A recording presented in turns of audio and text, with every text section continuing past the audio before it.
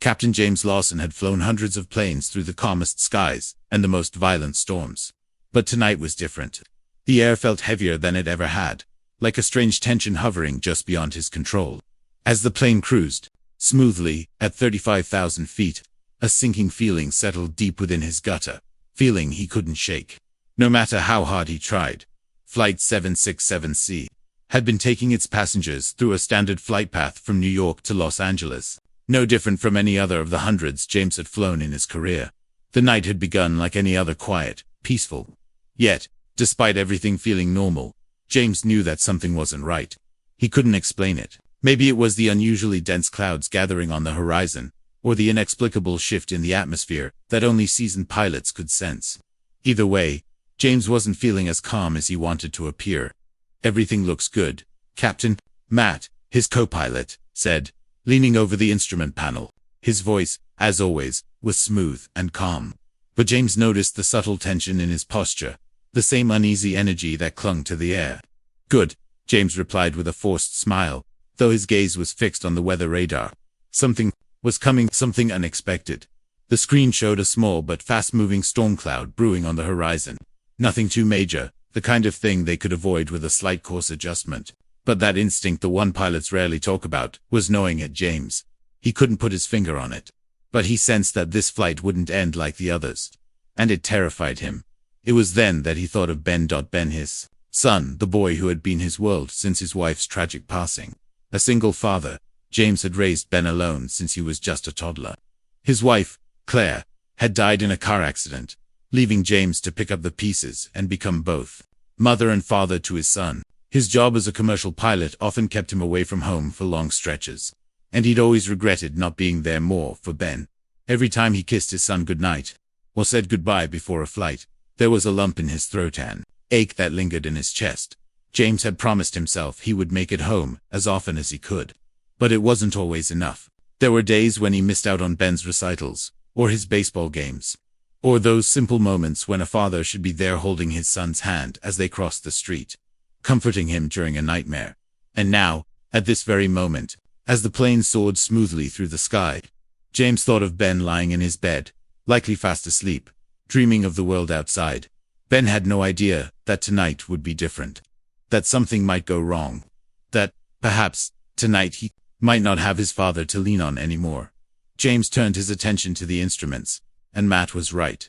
Everything looked fine, but his gut told him otherwise. He checked the radar again. The storm clouds were shifting, growing denser, closer. It was strange. The weather forecast had shown clear skies. Nothing like this had been predicted. "Matt, check the weather again," James asked, though his voice was steady, betraying none of the concern running through his mind. Matt quickly tapped at the console. "I don't get it. It shouldn't be this bad. There's a small disturbance, but this storm is moving fast. Maybe we should adjust our course slightly." James thought for a moment. "No," he said, after a beat. "Let's stay on course for now. It'll pass."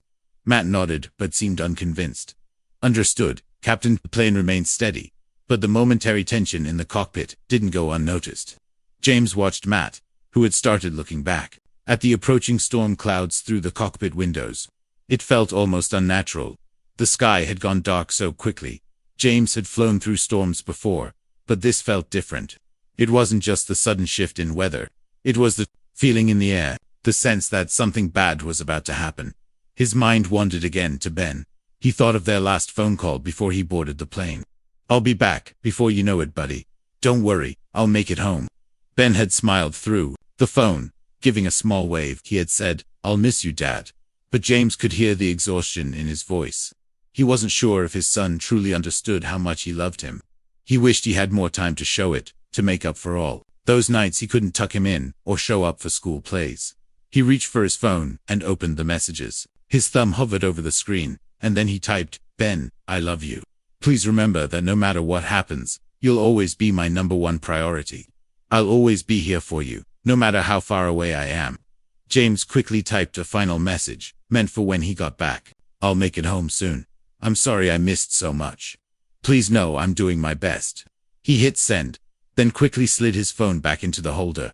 There was no time to dwell on emotions. Not now. The plane shook slightly, a soft rumble that James knew meant turbulence was coming. It wasn't anything out of the ordinary, but it was enough to shift his focus back to the controls. The cockpit was filled with soft clicking sounds from the instruments as he checked the settings again. But before he could say anything to Matt, the world outside the cockpit window seemed to darken instantly. A crack of thunder shook the air, rattling the cabin. "Brace for turbulence," James ordered. The calm was gone. The storm had arrived. The moment the turbulence hit, the peaceful hum of the engines was shattered by the violent shaking of the plane. It was like an invisible hand had seized the aircraft and was throwing it around in the air like a toy. The plane lurched forward, then swung sharply to the right. The seatbelt signs flashed on, and a loud, shrill alarm rang through the cockpit. "Brace for impact," James shouted, though his voice was barely audible over the deafening roar of the storm outside. The cabin was already in chaos. In the cockpit, the flashing lights were a blur of red and yellow, as the plane was rocked once again by the turbulence. The controls jerked under James's hands, the force of the wind making it nearly impossible to steady the plane. He fought to maintain control, gripping the yoke tightly, trying to stabilize the aircraft as it continued to shake violently. "Matt, take the controls," James barked. He could feel the plane slipping away from them, and there was no time to waste. His co-pilot grabbed the yoke, his face pale as he worked to steady the plane. The wind howled outside the cockpit windows, a low, constant growl that seemed to threaten to tear the plane apart. "We're losing altitude, James," Matt shouted over the noise. His hands shook as he adjusted the trim, trying to regain control, but nothing seemed to be working. The plane's descent had become uncontrollable. The altitude dropped rapidly. James's heart raced. He could feel his pulse in his throat, the blood rushing to his head. His breathing quickened. This wasn't just a bit of turbulence. This was a full-blown storm. And it was clear the plane wasn't built to handle it. "We're not going to make it through this," James thought to himself, the weight of the realization sinking in. The control panel in front of him began to flicker. First, the GPS went out. Then, the altimeter. One by one, the systems failed. The instruments that had guided him through countless flights were now useless. "We're flying blind, James," Matt said, his voice shaking as he struggled to keep the plane from plunging. "We have no radar, no navigation. This is bad." James didn't need to hear the words. He could feel it. The storm outside was worse than anything he had encountered before. The air around them seemed thick, with an almost oppressive weight, and the rumble of thunder was so close it felt as if the sky itself were collapsing in on them. The passengers, too, were feeling the terror. The overhead bins rattled with the sound of items falling, and screams echoed through the cabin. The emergency lights flickered, casting everything in an eerie red glow. James's mind briefly flashed to Ben, the image of his son still fresh in his thoughts. Ben tucked in bed with his favorite blanket, reading stories to himself in the quiet of their apartment. How many times had James told himself that he'd be there for his son, that he would never let him down?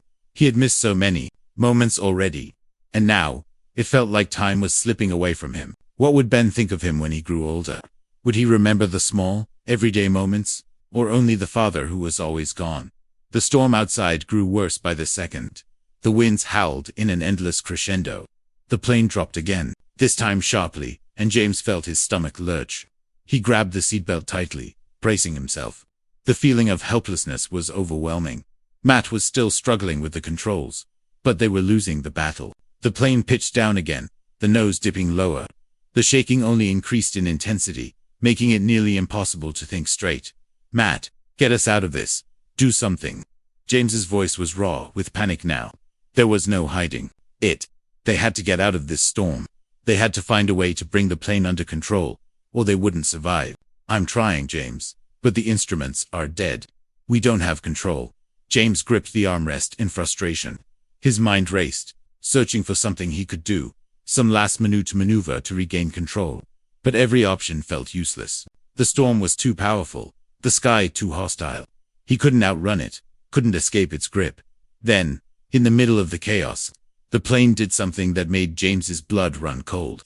It banked sharply to the left, an uncontrollable tilt, and for a moment it felt as if they were falling sideways. The engines sputtered, the roar of the wind deafening, and the metal frame of the plane groaned under the pressure. "James, we're losing both engines," Matt yelled. His face was pale, and his hands were slick with sweat as they gripped the controls. Pulling with all his strength, the cabin lurched again. this time with a sickening twist. The plane's tail seemed to drop and lift unnaturally, like a rag doll caught in the violent wind. James's thoughts once again drifted to Ben.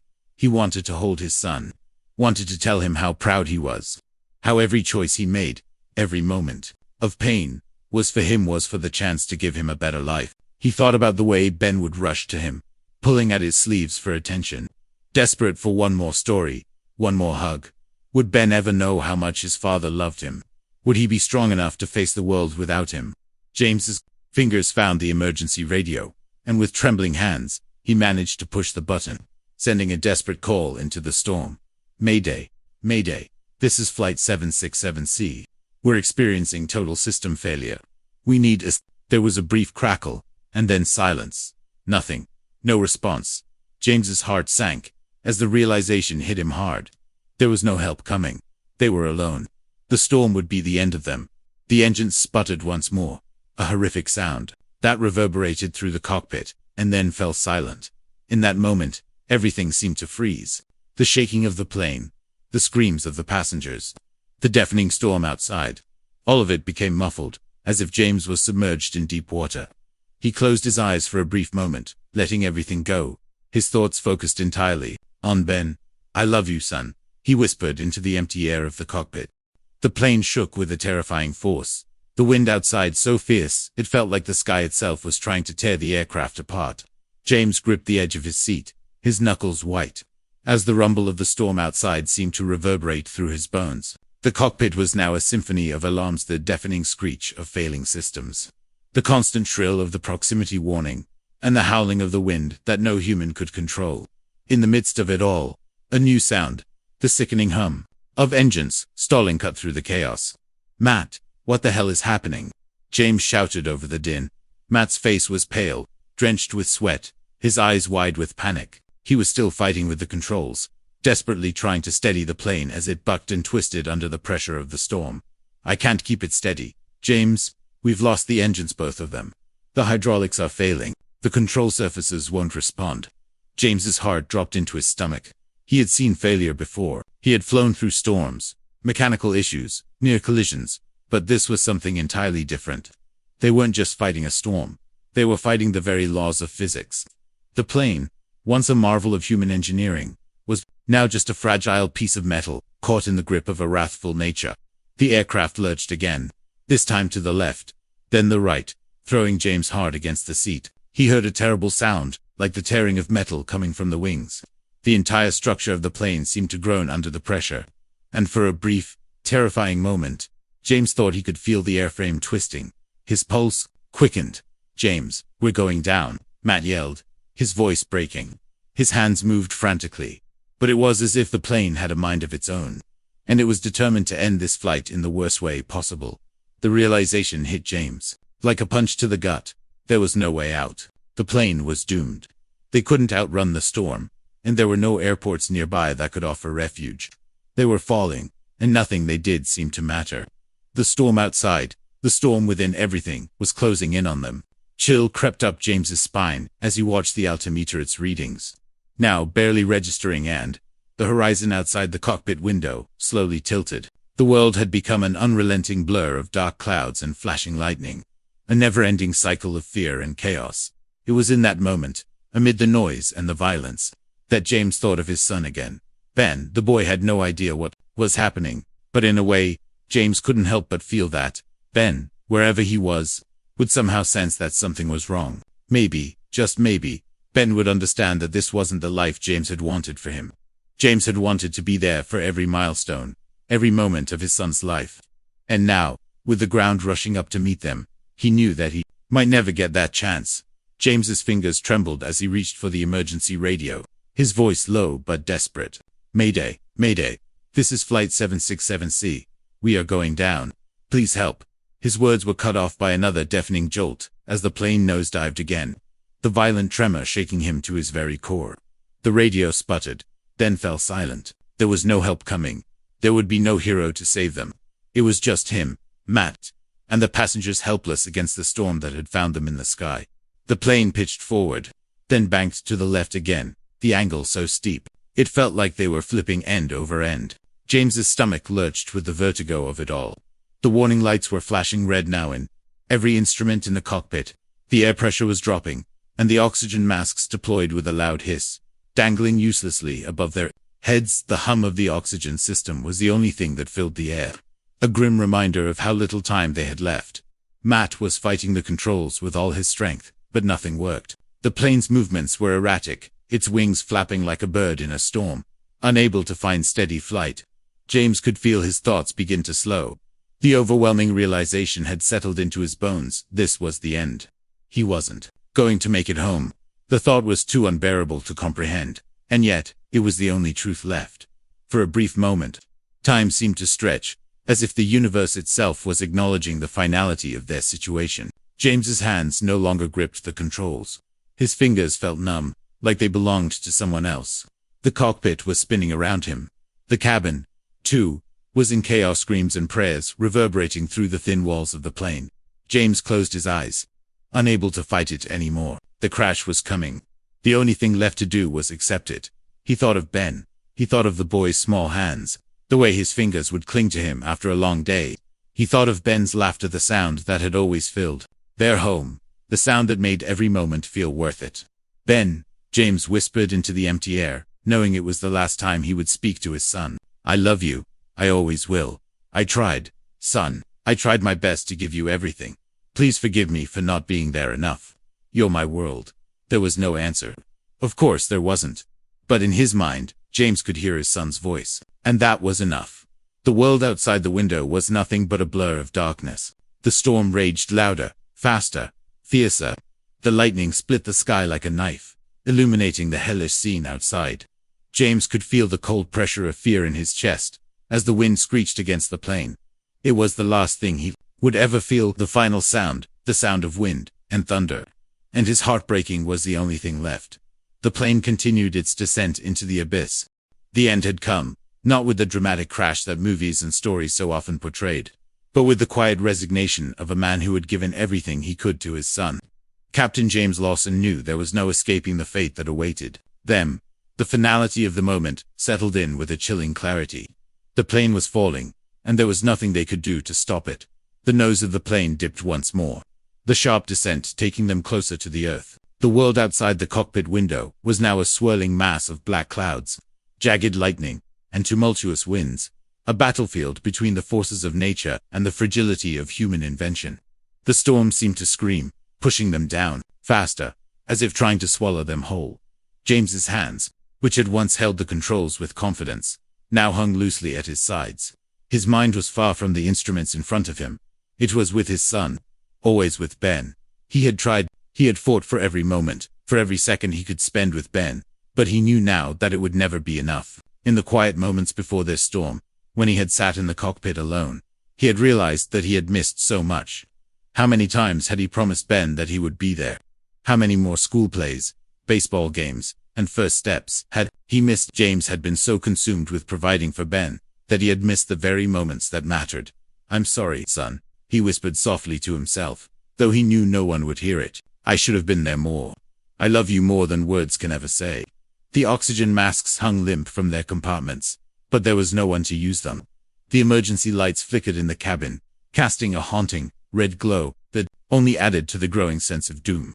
Outside, the wind howled in fury, as if taunting them, daring them to find a way out. But there was no escape. The battle had been lost.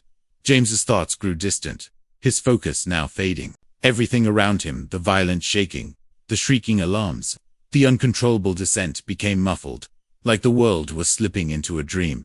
A peaceful dream, oddly enough. For a fleeting moment, he felt weightless, unburdened by the chaos that had consumed him for so long. It was as if time itself had stopped, offering him a brief respite from the overwhelming reality.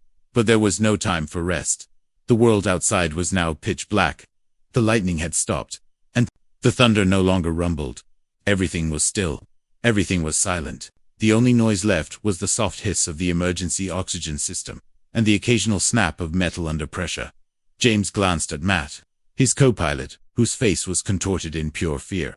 But Matt, too, was a professional trained for moments like this. He had done everything in his power, but the storm was too much, and the plane too fragile. Matt, James said, his voice barely above a whisper. He couldn't even bring himself to shout anymore, "I'm sorry." Matt looked at him, his eyes wide, and for a moment, there was a flicker of something: regret, fear, maybe even understanding, before he turned back to the controls. But they both knew there was nothing they could do. For James, the inevitable had already arrived.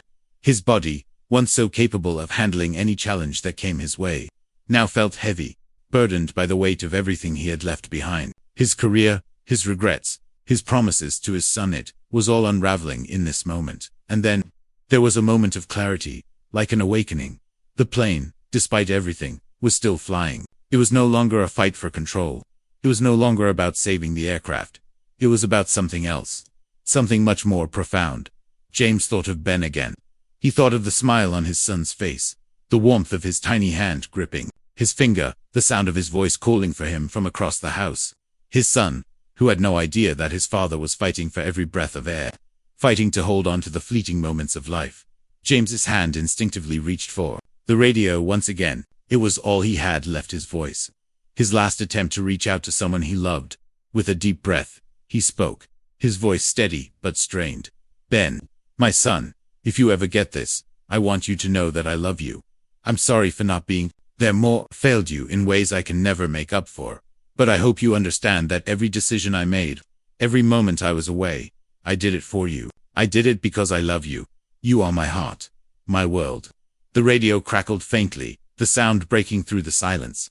But there was no response, no voice from his son, no miracle that would bring him back home. There was only the hum of the oxygen system and the faint vibration of the aircraft. James closed his eyes. In his mind, he saw Ben's face one last time. It was the face of a boy who had never known the full extent of his father's love, but who would carry that love with him always. James held on to that image with every fiber of his being, letting it fill his heart as he accepted the inevitable. "I'll always be with you, Ben, always." And with those final words, James Lawson let go. The storm had won, but in that moment, he was at peace. The fierce winds and thunderous skies couldn't take away the love he had for his son, the love that would live on even if he did not. The plane continued its descent, the earth rapidly approaching, and James allowed himself to feel nothing but a quiet, overwhelming sense of love for the boy he had always cherished. And then, as the ground grew nearer and the roar of the storm intensified, the lights of the plane flickered once more, and then everything went dark.